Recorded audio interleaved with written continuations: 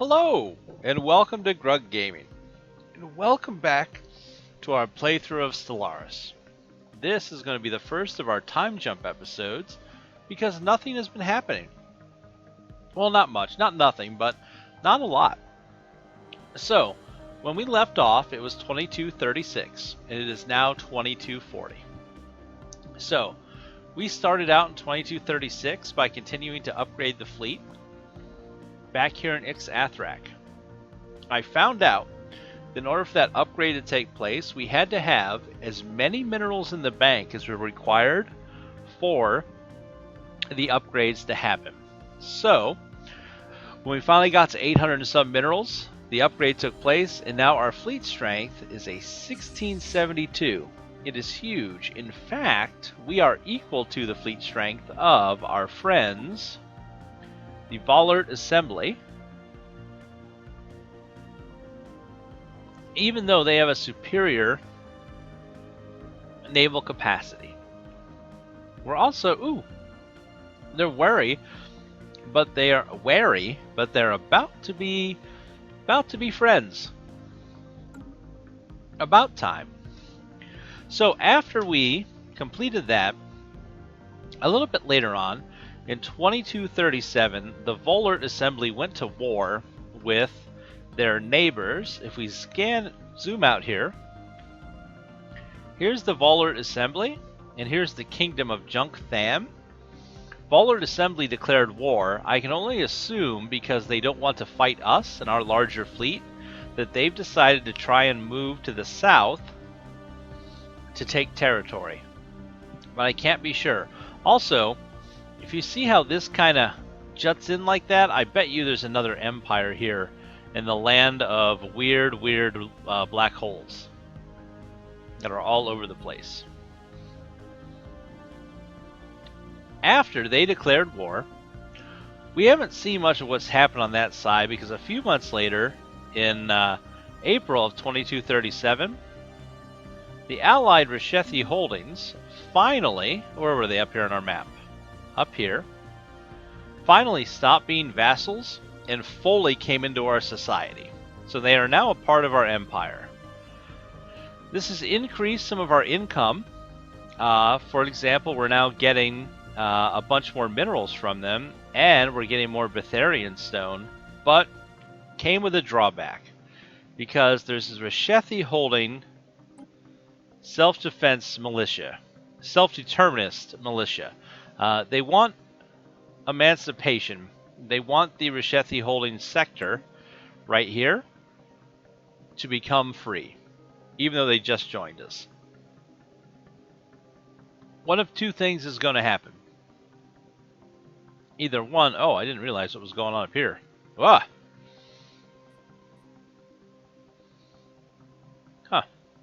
Anyways, either they are going to calm it down, or enslavement. That's how we deal with these problems. We'll enslave them.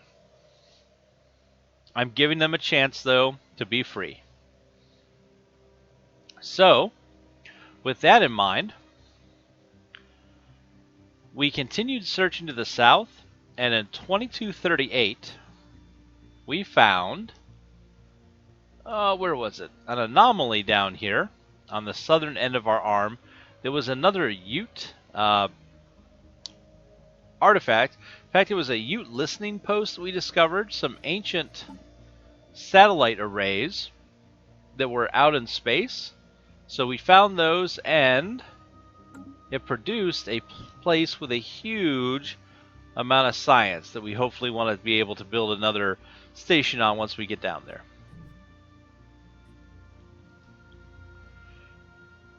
We ended up, also in that same year, colonizing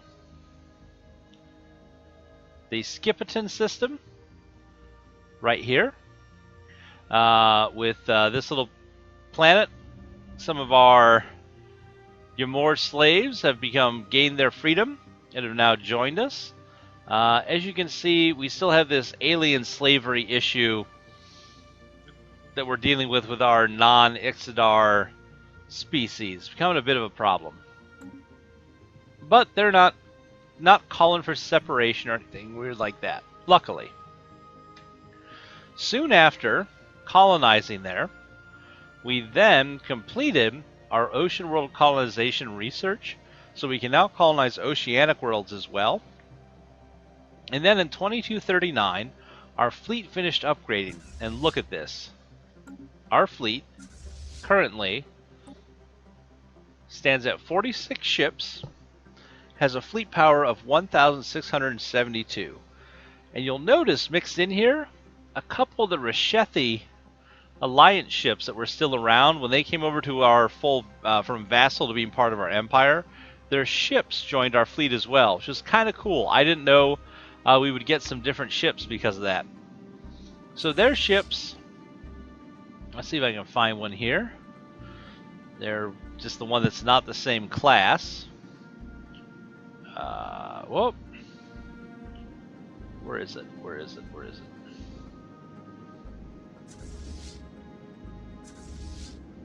Oh, it's... Okay, all their corvettes are now Mint-class corvettes. So they got switched over, but you can see that they kept their design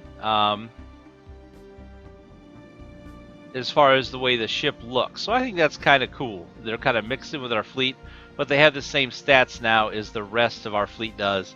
Again, 100 shields. They have the torpedo launcher and the small laser. We are working on blue lasers to replace the red lasers. Be a little more powerful. Just kind of get our fleet strength up, because I don't know what's going to happen.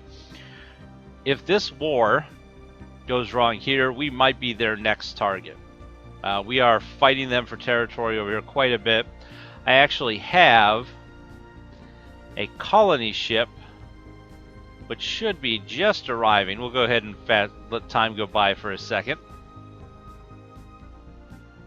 Should be getting here soon, I thought. There he goes. Flying down. Oh, he's going to have to do one more warp jump. I have another colony ship headed here. I'm going to claim this planet just to increase our border stability on this edge. I don't want him branching out a lot. Some stuff's happening in the background that I should probably be paying attention to, but that's okay. System survey complete. I want this ship to hurry up and get its warp done. There it goes. Just so I don't forget about it. So, we're going to colonize this world right here, which hasn't been surveyed yet. Oh no. Well, that happens occasionally. Once this survey gets done, we will then be colonizing this planet. So, that's not a problem. Not a problem at all. That'll anchor our southern border a little bit better. And then I think I'm going to start moving through here, or colonizing. If you look up north, galactic north, the Confederate of Hollis Corps, who, let's be honest, has never really liked us. In fact, hey, they're at +7 with us. I didn't think they'd be there. They have a problem with our enslavement of the primitives. They've also are the overlords of the Dithaki hierarchy, which we haven't met yet. Guess what? I know who the unidentified empire is, game, because you told me right here. So the Dithakian hierarchy, they conquered in a war, but they're rivals with an unknown empire. I'm going to bet that's the Dithaki hierarchy right there.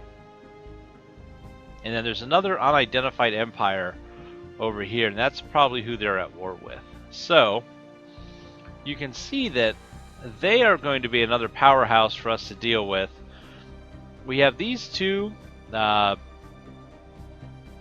civilizations still over on this side of the arm. Again, we're not talking to anybody else yet. Nobody here has come across, nobody here. What that tells me is that at least there's nobody on this very edge that probably has warp capability. I mean, not warp, but wormhole capability. Or hyperlane, or there's just nobody here. Who knows?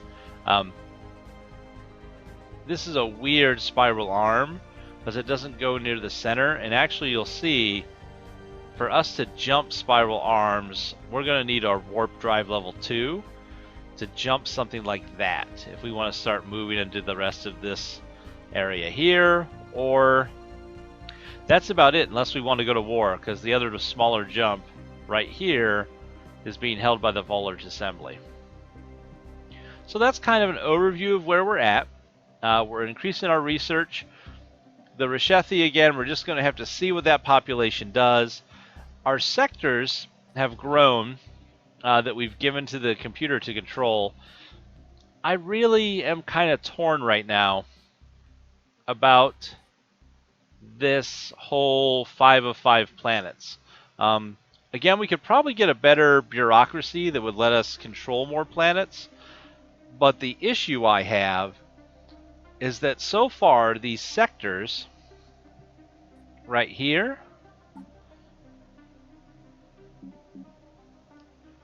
these aren't adding to the game experience for me. In fact, they're kind of removing from it. I would rather, if I had the ability to say, cool, I'm done with this planet right here. Like, here is Grodulim. It's almost done having everything built on it can have. I don't have a way to remove these blockers right now. I don't have, any plans for this planet. I'm not going to build a space station here. No plans like that. It's kind of just a dead spot in the middle of my empire. Well, I could upgrade, this building to a biolab. But if I could choose that planet and the system, and I could say, hey, I'm done here. This system can take care of itself. And then maybe you charge me at that point. Maybe you say, hey, in your empire, you need to choose a leader who's going to manage those planets without your input. And then, I pay a resource cost not to manage that planet. Right now, what it's doing is, because I can only manage 5 planets, and I'm kind of holding on to, of course, the capital of the empire, Ixathrak. Oh, got some upgrades to do here. There we go. I'm holding on to the capital of the empire, Ixathrak. Oh, these unhappy slaves. Get happy, guys. I'm holding on to Grodulim, which was honestly our very first colony. But soon I'm probably going to just give up Grodulim because I really don't care. I mean, it's giving us a bunch of science and everything, but I'm almost done building it out. It's just a population of Ixidari. I don't need them for anything. But instead what's had to happen is all these new planets that I've conquered, like Jurg Faluk down here, that place where they went from a space-sparing civilization to suddenly bursting onto the intergalactic scene, and we decided, hey, we're going to smack you down and take over.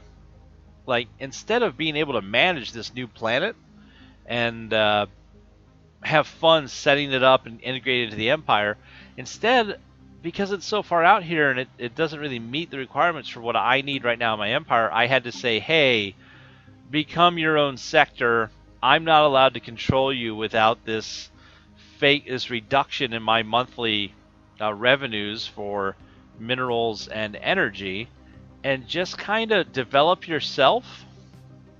And so you can see here that it's building up this stockpile inside the sector. It is constructing. Looks like, okay, it's constructing a science lab here, which is smart of it. But is it going to clear these blockers when I get the research done for it? I don't know. I wish I was in control of this planet. I wish I was deciding what to put where. Instead, I'm just looking at, I could keep clicking on the same thing. Instead, I can just say how much of their production comes to the Empire versus the sector itself, and I can give them a specialty if I want it. That's about it. I feel like forcing you to do this takes away from your ability to control what you're doing in the game, as opposed to you being able to pay a resource in the shape of leaders. I'm maxed out on leaders. I even have a science ship right here.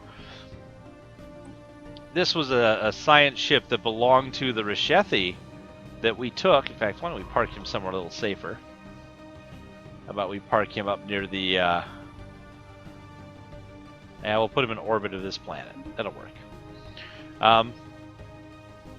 I can't hire a leader for him because I had to hire all these leaders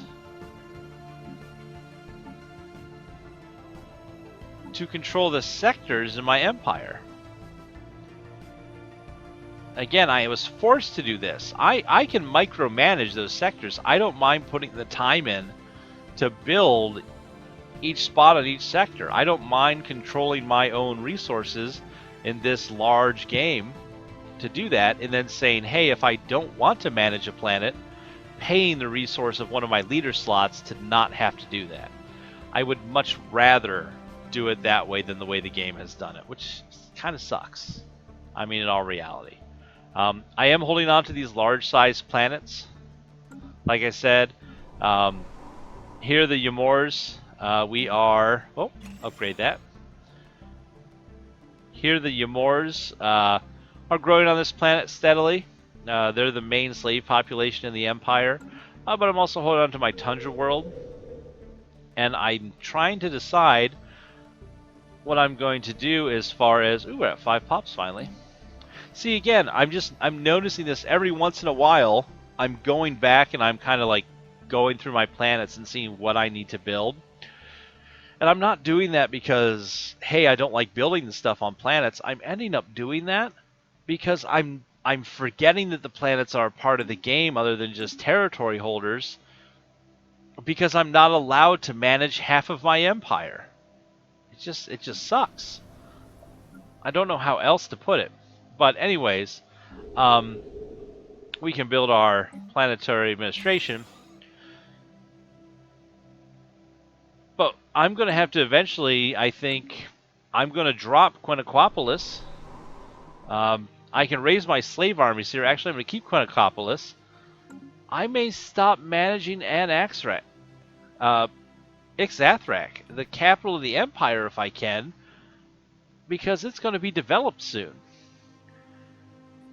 And I'd rather maybe find a planet that I can throw a bunch of different species on to build colony ships from or something. I don't know. It's just frustrating. It is a thing that's built into the game, a mechanic that I'm sure there are good reasons from it from a design standpoint that I am just not thinking of myself, that just for some reason are eluding me. But that all said, again, it just seems like I'm being penalized, and it doesn't make sense why. So, folks, that is my little mini rant. Well, a couple minutes long rant, as well as the overview of what's happened the past 5 years. We will do another time jump. I'm going to play through some more, and then either it will be a 5 or 10 year jump. I'm not sure. Depends on if anything interesting happens. If we just kind of spend 10 years kind of expanding our border down south here and building up our empire, I might wait 10 years before I do another update video.